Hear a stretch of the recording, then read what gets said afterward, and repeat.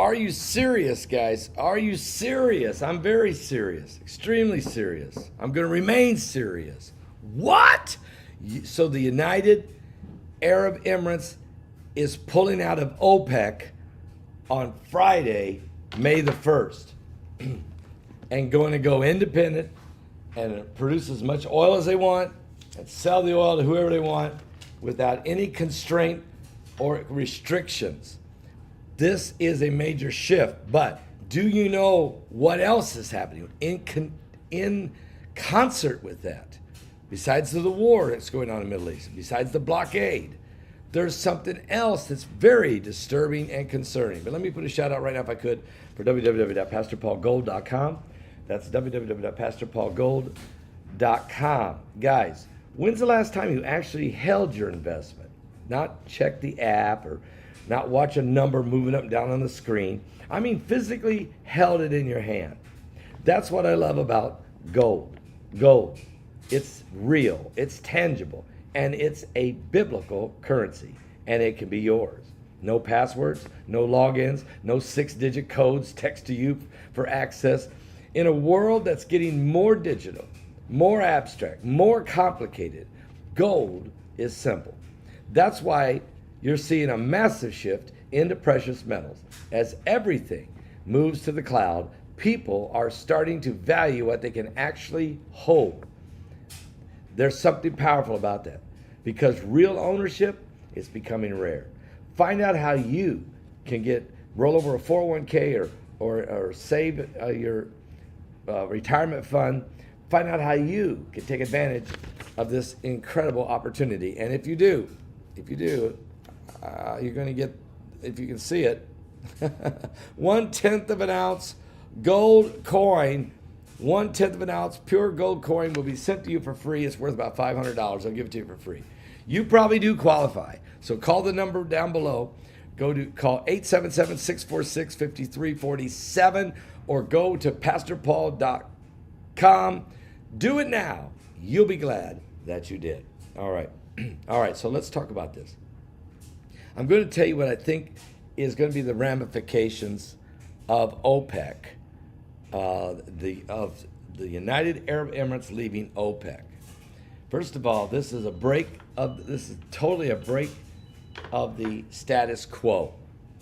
And Donald Trump seems to be causing, not only is Donald Trump breaking the status quo, taking on NATO, taking on Venezuela and Maduro, taking on Iran and helping Israel defeat the proxies and all of that. And he's also, trying to, he's also taking on China, if you will, critically by cutting off their cheap oil supply.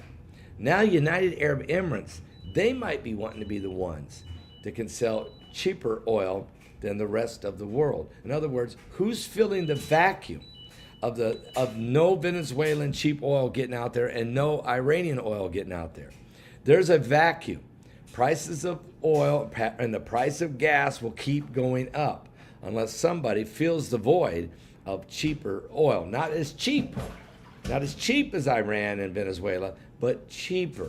And the reason the United Arab Emirates can do that is they have a massive ability to produce much more than what they produce. They have been limiting their production, and really all these guys have, but UAE's got a ton of oil. They've been limiting their production to help these Arabic, Middle Eastern nations primarily and the global market remain at a price point that they all can be profitable. But did you know there's more going on than just that? I'll tell you more about that. There's been a wave of fires and explosions hitting strained global energy infrastructure. And here's what we want you to know about this, okay? From the United States to India, a cluster of refinery fires and power plant explosions is starting to strain the energy system already under pressure from the Iran war and the Straits of Hormuz disruptions. Across the past 2 weeks, in the last 2 weeks, there's been a series of fires and explosions and suspected attacks has disrupted oil refineries and power plants in countries like Russia, the United States, Australia, India, and Romania. Each incident has its own preliminary explanation, of course, ranging from a confirmed military strike to industrial accidents still under investigation. Taken together, though, they point to an energy system operating under unusual pressure at a moment of global instability. The incidences come and continued disruption in global energy markets. Listen, following the joint U.S.-Israeli war on Iran that started back on February 28, and the restrictions on shipping through the Strait of Hormuz, a critical route, of course, for the flow of global oil, the International Energy Agency has reported sharp supply tightening, and the demand is still there. In recent months, with prices rising and inventories falling, refineries and power plants have since been operating in a tighter margin environment with higher throughput and reduced maintenance flexibilities, increasing the exposure to the operational risk. So we've kind of mapped out some of the incidences that have happened recently. In the United States, there was an explosion at the Valero Port Arthur refinery down in Texas. That was in late March, triggering evacuations and a prolonged flaring event with investigations into the cause still ongoing. A separate oil well fire near Etoile in Texas this week also prompted emergency response and precautionary evacuations with the cause yet determined. In Australia, a fire at the Viva Energy Geelong refinery back on April 16th, just a few days ago, forced the shutdown of one of the country's key fuel supply facilities. Authorities there have pointed to a likely technical failure with no evidence, they say, of sabotage yet reported, but it's still under investigation. And then in India, the boiler explosion last Tuesday at a Vedanta power plant killed 9 workers, followed days later by a massive fire at the HPCL refinery that disrupted the commissioning plans for the new facility that India wants to build. And I know a little bit more about that these new plants, power plants, and things that they're trying to build, because I have a friend that actually has a company that is involved in contracts for power plants in India. So I do know that this is there's going to be, in other words, there's some kind of a cabal involved in limiting the capabilities of the production of gasoline and diesel by attacking the refineries, and also it's putting a strain on the infrastructures by explosions happening in things at power plants. Now in Romania, there was an explosion on Monday at the CET Vest power plant in Bucharest.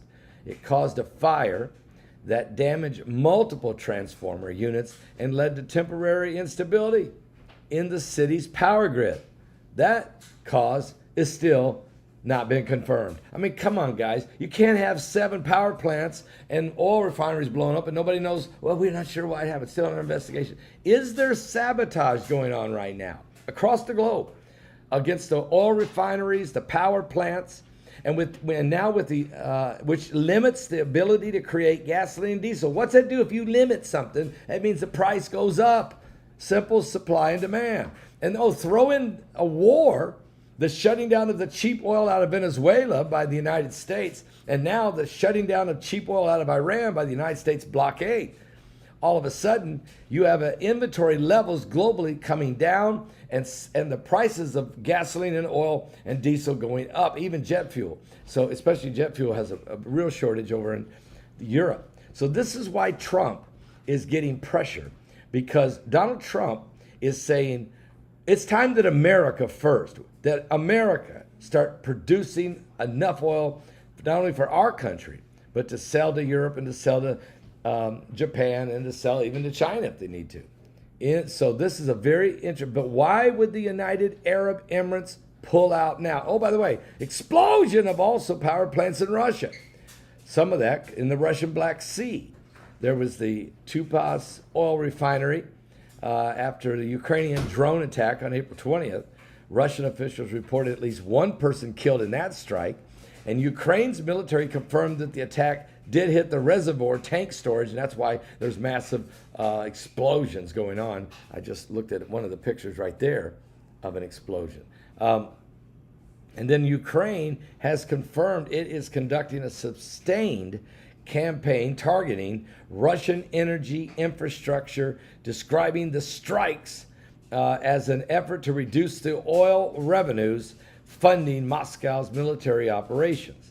The campaign has intensified in 2026, with the Ukrainian forces striking multiple Russian refineries within weeks of each other. Did you find it? Okay, sorry. Strikes and revenues in Moscow's military operations. So the campaign is intensified in 2026, with Ukraine forces striking multiple Russian refineries. And within weeks of each other, the North Sea refinery suspended operations following the April 5th strike, while Tupes was hit twice within a week. Then you got the closure of the Straits of Hormuz. Let's not forget this, guys, because I just saw today that President Trump is saying maybe we just need to just prolong the blockade on all Iranian ports, squeezing the Iranian economy. And oh, by the way, that Courage Island, they're running out of space. They're producing the oil, and they're storing it in barrels, but they can't ship it out of there. And they only have so much space left. And so if they can't have nowhere to go, they're going to have to shut those oil wells down. And when you shut those down, guys, it causes a vacuum. It causes a backup that's extremely could cause the ability to go back and refire up that well. It could cause it to not be able to do it, which means you would have to drill all new wells, all new platforms, billions of dollars in an industry that's already under siege, really. Iran needs to surrender to end this war. So, and in Australia also, the Greenlog refinery had history of leaks and incidents at the facility. So you put all these together, and you have, and this all happened in the last 3 to 4 weeks. You have refineries blowing up, key refineries, power plants explosions, all kinds of different fires breaking out, and that's not even all of the different chemical plants that have had explosions. And so there's something going on. And then when you have the death of these scientists in the aerospace world, and the disclosure that's about to take place, and the death of Dave Wilcox, which everybody still, I do not believe that's suicide. Nobody believes that David Wilcox, committed suicide. The day before, besides posting that he was not suicidal 2 weeks ago before his death, the day before he died, he talked about the threats on his life and that he is not suicidal. He's dead the next day. Guys, something's going on, but that's disclosure. Now, let's talk about back on the oil. What does this affect of the UAE? I'm going to quickly share with you something. My screen may freeze if it does. What? The UAE exit from OPEC, effective May 1st, significantly weakens the cartel's influence, reducing its ability to manage global supply. Who's the cartel? OPEC. By removing quota constraints on one of the Middle East's largest producers, guys, this will likely drive the lower long-term oil prices, but it will reduce Saudi Arabia's influence. Because why? According to, I was talking to Heidi this morning, 25% of the world's oil production out of the Middle East comes from the United Arab Emirates. So if they break away from OPEC, which they are going to do on Friday, May 1st, this changes the status quo on the amount of production. It could cause a lot more countries to, OPEC might come apart. And that might be part of President Trump's plan. I'm not sure yet. You know, my book coming out, Trump versus the Beast. We talk about global economy. We talk about the 10 kings of the Bible, the 10 kings of the book of Revelation that report to the Antichrist. We talk about how there'll be world instability and world wars and the sixth trumpet war and the threat of the Gog and Magog war and the Middle East wars and all the different things that are happening right now. Trump is in a battle. Assassination attempts now 3 times in less than 2 years. All of that is in the book. You can go to Amazon.com and pre-order your copy of my brand new book coming out, Trump versus the Beast. Okay? Oh, by the way, production increase. The UAE is expected to increase their oil output, leveraging its substantial spare capacity to monetize their reserves, which breaks the constraints previously imposed upon them by OPEC.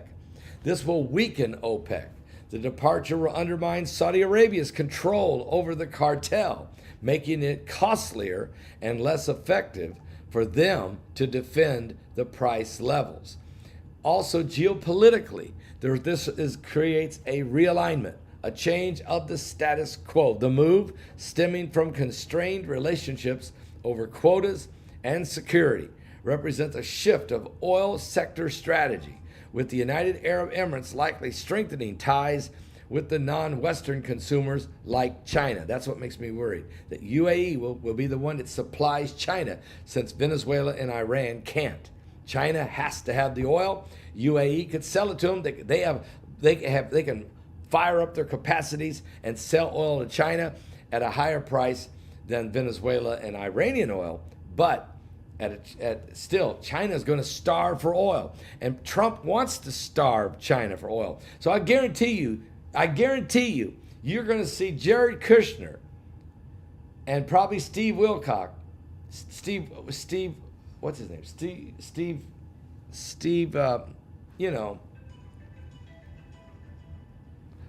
the guy who Trump sends around to negotiate. His mind, the word just slipped my mind. You're going to be seeing, though, Jared Kushner going to the United Arab Emirates to meet with them. They're about selling oil to China. They don't want them to do that. But that's exactly what UAE is going to do. The UAE is boasting that their exports through alternative routes, like that new pipeline, that ADCOP pipeline, that bypasses the volatile Strait of Hormuz, increasing its independent shipping capacity. So long term, we will see lower oil prices, but short term, we're going to see some market volatility. And it will be an impact on the United States. While it may provide moderate long-term benefits to certain U.S. companies like Exxon and the overall instability could create an unpredictable market conditions in the next 48 months. So we're going to keep a close eye on that. We're not sure what's going to happen, but we are going to keep a very close eye on that. That's for sure, okay? A very close eye on that. It's very interesting that in this time we live in, that what does the Bible say about the 4 horsemen of the apocalypse? The Bible tells us that the 4 horsemen of the apocalypse, one of them is the black horse, the black stallion, if you will.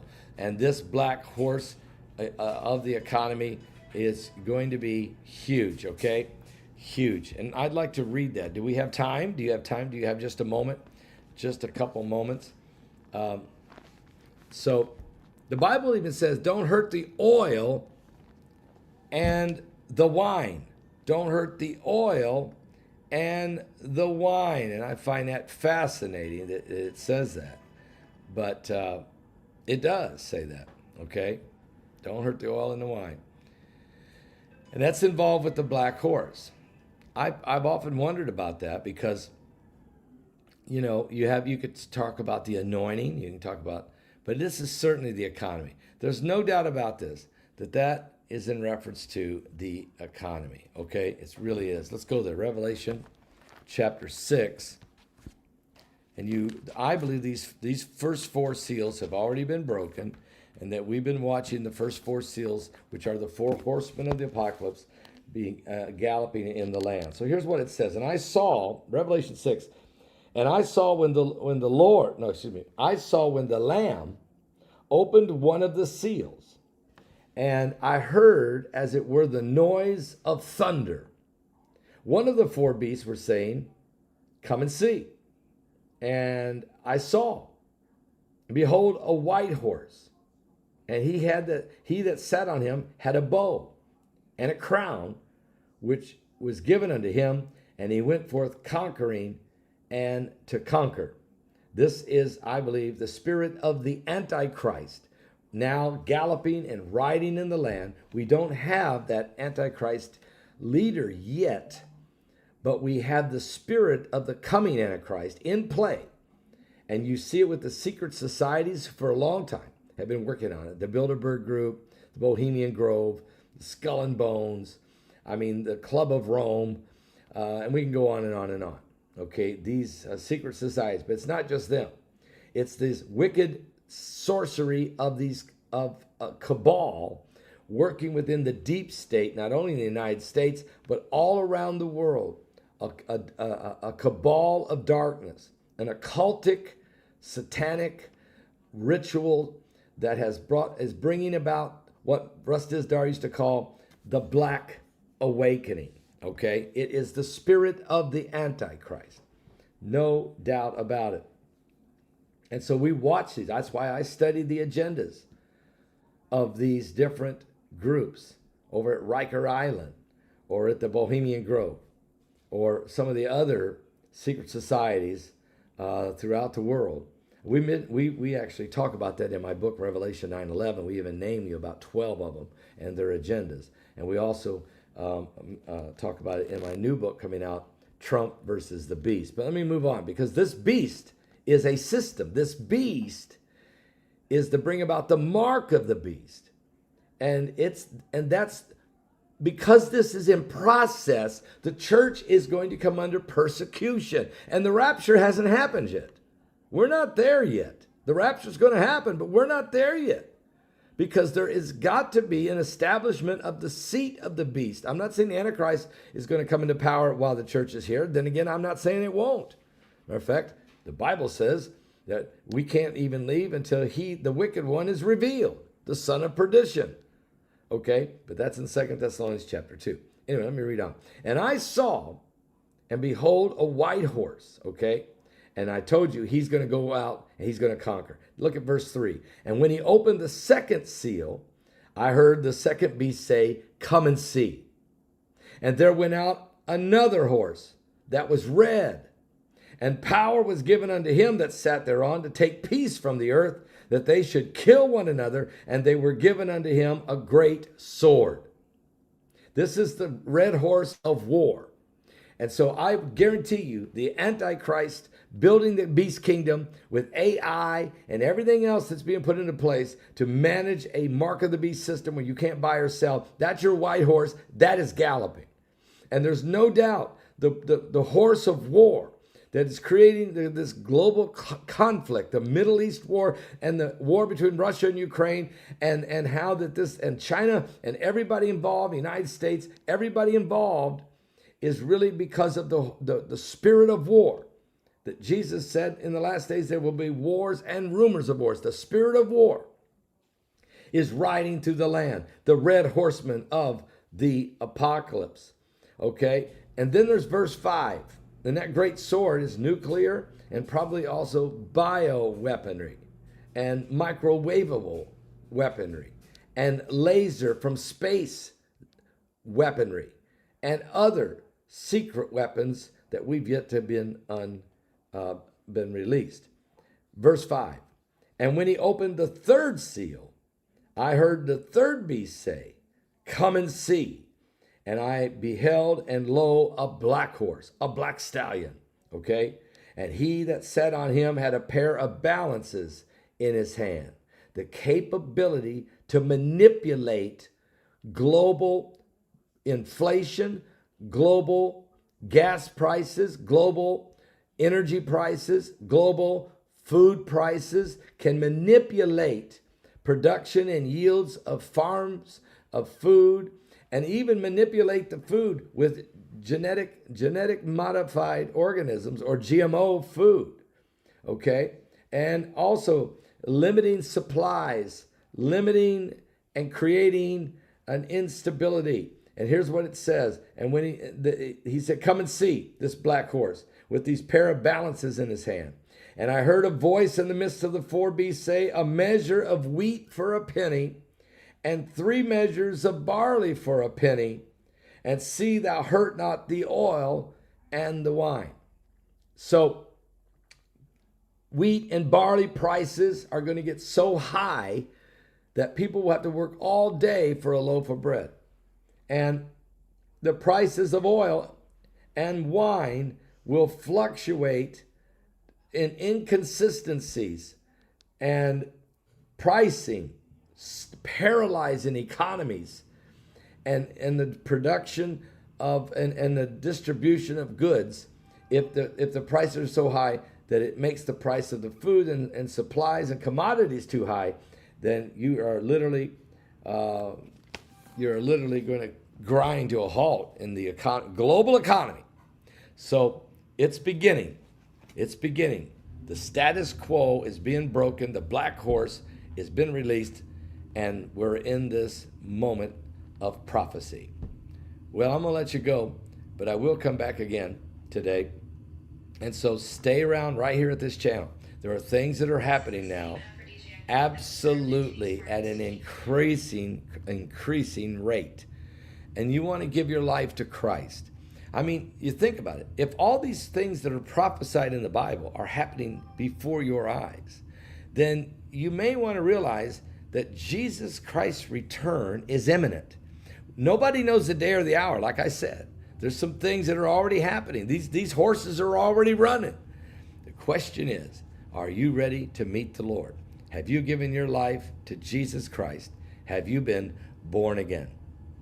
I'll be back with more current world events and how they relate to biblical prophecy. And yeah, tonight I'm going to be with Pastor Melvin Whittington live on Freedom Fellowship on the Getting Ready show, which starts at 7 p.m. Eastern. But I'll be back right here on this channel in just a minute. If you would like to send your love gifts and help support the Salvation Station and spreading the gospel around the world, whether it be our church we just built in Pakistan, the churches we are building right now in India, and spreading the gospel here online and everywhere else, please help us by sending your love gift to www.paulbegleyprophecy.com. You can go to my website at www.paulbegleyprophecy.com, or you can call on the phone, or you can text, give if you like to. Many different ways to give, or you can send a check or money order in the mail if you want to do that. But either way, we want to thank you for supporting. I was supposed to play a song, so I better do that, okay? I'm supposed to play a song, and I almost forgot, to be honest with you. I really did. But we'll get one right here, right now. Just take a moment. Wow.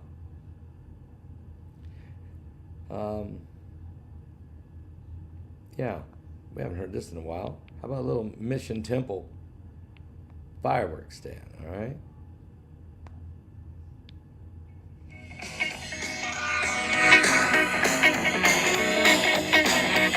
I saw a black man with a Bible and a sparkler in his hand. He was holding a tent revival and running a fireworks stand. He said the end of the world is coming, so you better get on your knees. Today bottled rockets 2 for 1, but salvation's free. He said I quit my job at a big church where the milk and money flowed to sell cherry bombs for Jesus in a tent beside the road. I ain't in it for the money, no cars they pass on by, but I pay the rent